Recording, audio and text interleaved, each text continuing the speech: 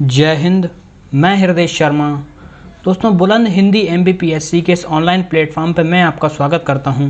दोस्तों, अपन पिछले लेक्चरों से टेस्ट सीरीज की जो श्रृंखला देख रहे थे, उस श्रृंखला में एक कदम और आगे बढ़ाते हुए आज देखते हैं पॉलिटी से संबंधित कुछ प्रश्न जो अपने आप में बहुत ज़्यादा इंपॉर्टेंट हो जाते हैं। तो अधिक समय व्यतीत ना करते हुए देखते हैं अपने प्रश्नों को कि हमारे प्रश्न यहाँ से क्या बनते हैं। तो सबसे पहले जो प्रश्न बनता है हमारा, वो ये बनता है कि उद्देश्य प्रस्ताव को कब प्रस्तुत किया था या किसने प्रस्तुत किया था, ये प्रश्न बनता है। उद्देश्य प्रस्ताव को कब प्रस्तुत किया गया था?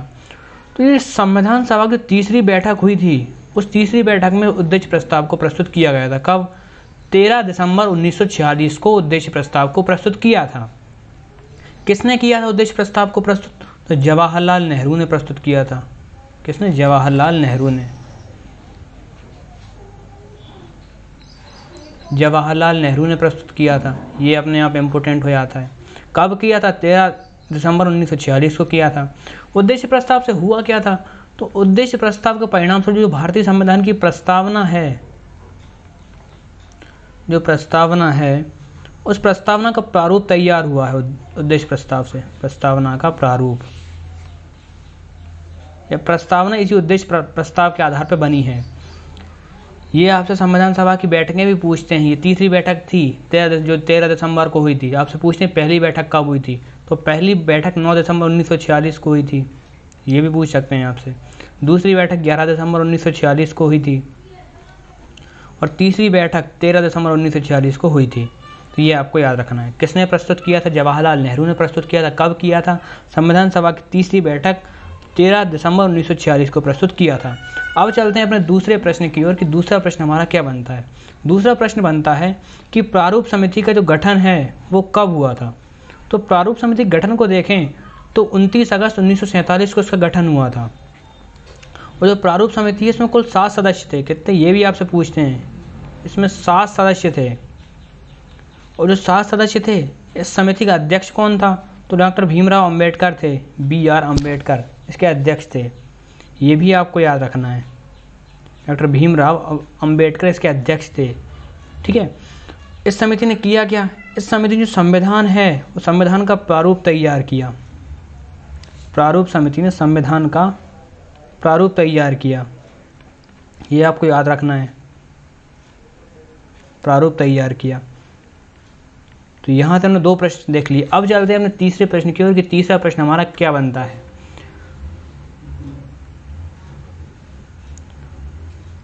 तीसरा प्रश्न अपना ये बनता है यहाँ से कि भारतीय संविधान के जो सुलेखक हैं, भारतीय संविधान के सुलेखक कौन हैं? भारतीय संविधान के यानी जो भारतीय संविधान उसकी लेखनी किसने की है? तो भारतीय संविधान के सुलेखक हैं वो आते हैं अपने प्रेम बिहारी नारायण रायजादा। इनको शॉर्ट में रायजादा भी कभी ऑप्शन में आता है। तो रायजादा ये भारतीय संविधान के सुलेखक हैं। ये आपसे अलग से क्वेश्चन पूछता है। कभी कभी प्रेम नारायण बिहारी इतना ऑप्शन में नहीं होता, केवल इतना ऑप्शन में रहता है रायजादा। तो ये भी आपको बताना है। दोनों में कुछ भी आ जाए, आपको ये दोनों में जो भी मिले उसको उस पर टिक कर देना है। प्रेम नारायण बिहारी आ जाए तो भी टिक करना है, रायजादा आ जाए तो भी टिक करना है। ये भारतीय संविधान के सुलेखक हैं। अगला प्रश्न है कि मेघालय राज्य का निर्माण किस संविधान संशोधन के माध्यम से हुआ है? उससे 22वां संविधान संशोधन हुआ था। 22 कॉन्स्टिट्यूशनल अमेंडमेंट एक्ट 1969 में आया था। इसमें यह प्रावधान था कि जो मेघालय है उसका एक निर्माण कर दिया जाए। मेघालय राज्य के निर्माण का प्रावधान 22वें संविधान संशोधन अधिनियम 1969 में था। ठीक है दोस्तों। अब चलते हैं अपने अगले प्रश्न की ओर कि अगला प्रश्न अपना क्या बनता है। अगला प्रश्न बनता है अपना कि वित्त आयोग है उसके अध्यक्ष, वित्त आयोग के अध्यक्ष की नियुक्ति कौन करता है? सबसे पहले ये देखिए कि वित्त आयोग का जिक्र कहाँ है संविधान में। तो भारतीय संविधान का अनुच्छेद 280 है, उसमें वित्त आयोग से संबंधित है। ये आर्टिकल भी आपसे पूछते हैं कि वित्त आयोग का जो उल्लेख है भारतीय संविधान में कहाँ किया गया है। भारतीय संविधान के अनुच्छेद 280 में किया गया है। बोले इसके अध्यक्ष, उनकी नियुक्ति कौन करता है? तो राष्ट्रपति महोदय अध्यक्ष की नियुक्ति करते हैं वित्त आयोग के। अच्छा, वित्त आयोग का काम क्या होता होगा? तो केंद्र है, केंद्र सरकार और राज्य केंद्र और राज्य के मध्य राजस्व का बंटवारा करते हैं। केंद्र और राज्य के मध्य क्या करते हैं? राजस्व का बंटवारा। यहाँ लिख दे रहा हूँ मैं। ये भी पूछते हैं आपसे फैक्ट में कि इसका वित्त आयोग का मुख्य कार्य क्या है? तो राजस्व का बंटवारा करना। किन किन के बीच? केंद्र और राज्यों के बीच। ठीक है, आर्टिकल 280 में इसका उल्लेख है। काम क्या है? केंद्र और राज्य के बीच राजस्व का बंटवारा करना है। वित्त आयोग के अध्यक्ष की नियुक्ति कौन करता है? तो राष्ट्रपति करते हैं। अब देखते हैं छठवां प्रश्न कि प्रसिद्ध केशवानंद भारती मामले में कितने न्यायाधीश थे? यानी जो केशवानंद भारती मामला हुआ था उसमें कितने न्यायाधीशों की बेंच ने निर्णय दिया था? सबसे पहले ये देख लेते हैं कि ये किससे संबंधित है। जो केशवानंद भारती मामला है, एक व्यक्ति थे केशवानंद, उन्होंने केरल राज्य के विरुद्ध केस किया था सुप्रीम कोर्ट में। केशवानंद विरुद्ध केरल, ये एक विवाद था, जमीनी विवाद। इसको अंतिम निर्णय कब हुआ? तो अप्रैल 1973 में इसका निर्णय हुआ था। अप्रैल में भी कब? 24 अप्रैल को। अप्रैल 1973, 24 अप्रैल 1973 को इसका निर्णय हुआ था। 24 अप्रैल 1973 को इसका मुख्य निर्णय हुआ था। ठीक है, इसमें कितने न्यायाधीश थे? 13 न्यायाधीशों की बेंच ने फैसला दिया था। 13 न्यायाधीश। अच्छा, ये जो 13 न्यायाधीश थे, ये अब तक की सबसे बड़ी बेंच है। अब भी इतनी बड़ी कोई बेंच ने किसी मामले में फैसला नहीं दिया। सबसे बड़ी बेंच अब तक की, ये आपको याद रखना है। ये क्वेश्चन केबीसी में भी पूछा गया था एक बार। ठीक है, सबसे बड़ी बेंच थी। इस जो मामला हुआ था केशवानंद भारती मामला, इसका निष्कर्ष क्या था? इसमें एक सुप्रीम कोर्ट ने एक नई अवधारणा दी थी, संविधान के मूल ढांचे की अवधारणा। ये भी पूछते हैं आपसे कि केशवानंद भारती मामले का परिणाम क्या था? संविधान के मूल ढांचे की संकल्पना का उदय हुआ था। ये भी आपसे अलग से क्वेश्चन बनता है कि प्रसिद्ध केशवानंद भारती मामले में कितने न्यायाधीश थे? 13 थे। सबसे बड़ी बेंच कब बनाई गई थी? किस मामले में बनाई गई थी? तो केशवानंद भारती मामले में बनाई गई थी। कितने न्यायाधीशों की? 13 न्यायाधीशों की। ये मामला को अंतिम निर्णय कब मिला? तो 24 अप्रैल 1973 को मिला था अंतिम निर्णय। तो इस प्रकार ये प्रश्न देख लेते हैं। अब चलते हैं अपनी श्रृंखला के अगले प्रश्न की ओर कि हमारे अगले प्रश्न क्या बनते हैं। ये सारे प्रश्न देख लीजिए, अब बहुत ज़्यादा इंपॉर्टेंट हो जाते हैं। अगला प्रश्न अपना बनता है कि जो मंडल आयोग है उसका गठन कब हुआ था? ये मंडल आयोग बहुत खतरनाक चीज़ है। ये मंडल आयोग, एक मैं बता रहा हूँ, मंडल आयोग का गठन कब हुआ था? मंडल आयोग का गठन कब हुआ? इसका गठन हुआ था वर्ष 1979 में। दोस्तों, आपको पता होगा उस समय तत्कालीन जनता दल की सरकार थी, जनता दल की सरकार। और उस समय प्रधानमंत्री कौन थे? आपको पता होगा, मोरारजी देसाई थे। मोरारजी देसाई उस समय प्रधानमंत्री थे। ठीक है, मोरारजी देसाई प्रधानमंत्री। इन्होंने क्या किया कि एक व्यक्ति थे, कौन? वीपी मंडल,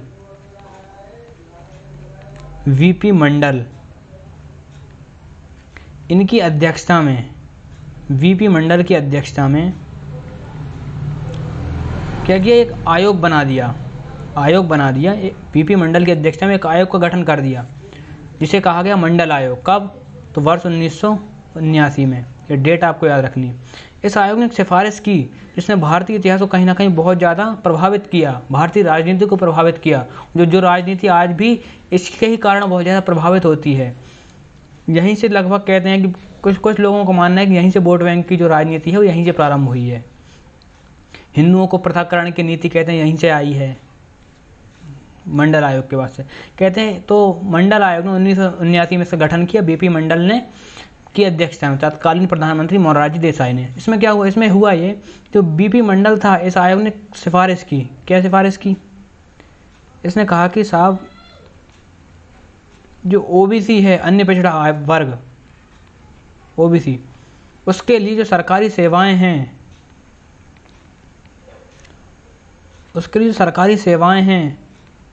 उन सरकारी सेवाओं में ओबीसी के लिए 27% आरक्षण की सिफारिश कर दी। कहते हैं यहीं से आरक्षण की राजनीति प्रारंभ हुई थी, व्यवस्थित रूप से बड़े स्तर पे। यहीं से कहते हैं आरक्षण की राजनीति स्वतंत्र भारत में प्रारंभ हुई थी। इसने जो है ओबीसी के लिए 27% आरक्षण की मांग कर दी। इसके विरोध में पूरे भारत में लगभग आंदोलन होने लगे थे और आगे जाकर सरकार ने इसे लागू भी कर दिया। फिर इसका जो पूरा माजरा था वो अपन मुख्य परीक्षा की दृष्टि से अध्ययन करेंगे कि इसके क्या प्रभाव रहे, कैसे क्रीमी लेयर परत बनी, कैसे देश में आंदोलन हुआ, आंदोलन के प्रभाव में क्या हुआ, आंदोलन के परिणाम क्या हुए, सब अपन डिस्कस करेंगे। अगला प्रश्न बनता है कि एल.एम. सिंघवी समिति का गठन, जो एल.एम. सिंघवी समिति है उसका गठन कब हुआ था? दोस्तों एल.एम. सिंघवी समिति का गठन 1986 में हुआ था। 86 में हुआ था। आपको पता अध्यक्षता कौन करेगा? एल.एम. सिंघवी करेंगे, उनके नाम पे ही है एल.एम. सिंघवी। अच्छा, इसका संबंध किससे है? अगर आपसे पूछें कि एल.एम. सिंघवी जो समिति है उसका संबंध किससे है? पंचायती राज व्यवस्था से। ये बताना है आपको। पंचायती राज व्यवस्था में सुधारों के, यानी क्या क्या सुधार कर सकते हैं, उन सुधारों के लिए सरकार ने इससे गठन किया था ताकि आप सिफारिश दो। एल.एम. जो सिंघवी समिति थी उससे सरकार ने कहा कि हम पंचायती राज व्यवस्था में क्या सुधार कर सकते हैं, उन सुधारों के लिए आप सिफारिश करो, सुझाव दो। तो पंचायती राज से इसका संबंध है। इसने क्या सुझाव दिया कि पंचायती राज में कैसे इसको व्यवस्थित करें? इन्होंने कहा कि जो पंचायती राज व्यवस्था है, जो पंचायती राज व्यवस्था है उसे संवैधानिक मान्यता दे दो। पंचायती राज व्यवस्था को संवैधानिक मान्यता दे दो, ये कहा था एल.एम. सिंघवी समिति ने। संवैधानिक मान्यता दे दो, ठीक है, संवैधानिक मान्यता या संवैधानिक दर्जा दे दो, ये हो गया। कब गठन हुआ था? 1986 में हुआ था। किसने अध्यक्ष था? एल.एम. सिंघवी। किससे संबंधित है? पंचायती राज से। सिफारिश क्या की कि पंचायती राज जो व्यवस्था है, जो तंत्र है, उसे संवैधानिक दर्जा दे दो, ये इसने कहा। अब चलते हैं अपनी श्रृंखला के अगले प्रश्न की ओर कि हमारा अगला प्रश्न यहाँ से क्या बनता है।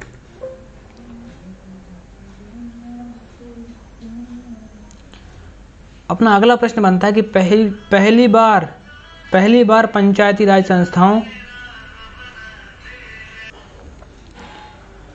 पहली बार बोले पंचायती राज संस्थाओं के चुनाव किस राज्य में हुए?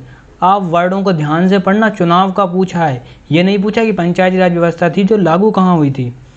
चुनाव का पूछा कि चुनाव कहाँ हुए थे। लागू की बात आती तो राजस्थान में हुई थी लागू। लेकिन अगर पूछा कि पंचायती राज व्यवस्था के चुनाव सर्वप्रथम कहाँ हुए थे, तो चुनाव हुए थे अपने आंध्र प्रदेश में, ठीक है। पंचायती राज व्यवस्था के चुनाव सर्वप्रथम कहाँ हुए थे, किस राज्य में हुए थे? तो आंध्र प्रदेश में सर्वप्रथम चुनाव हुए थे इसके। ये फैक्ट पूछते हैं आपसे, सर्वप्रथम चुनाव कहाँ? तो बोले साहब आंध्र प्रदेश में, ठीक है, आंध्र प्रदेश में चुनाव हुए। पंचायती राज व्यवस्था के संवैधानिक दर्जा दिया था एल.एम. आपको अब भी पढ़ा अपन ने, एल.एम. सिंघवी समिति ने इसकी सिफारिश की थी, ठीक है। अब भी पढ़ा अपन 2 मिनट पहले। अगला प्रश्न बनता है कि जो संविधान सभा है, संविधान सभा ने मोहर के रूप में किस प्रतीक को अपनाया? जो मोहर लगती है ना, अपनी सील लगती है, उस सील के रूप में किस प्रतीक को अपनाया? तो उसने अपनाया था हाथी को। हाथी को संविधान सभा ने मोहर के रूप में अपनाया था। ये प्रश्न फैक्ट आपको याद रखना, ये पूछते हैं आपसे। तो आज की स्टेट सीरीज की श्रृंखला को यहीं खत्म करते हैं दोस्तों। जय हिंद, धन्यवाद।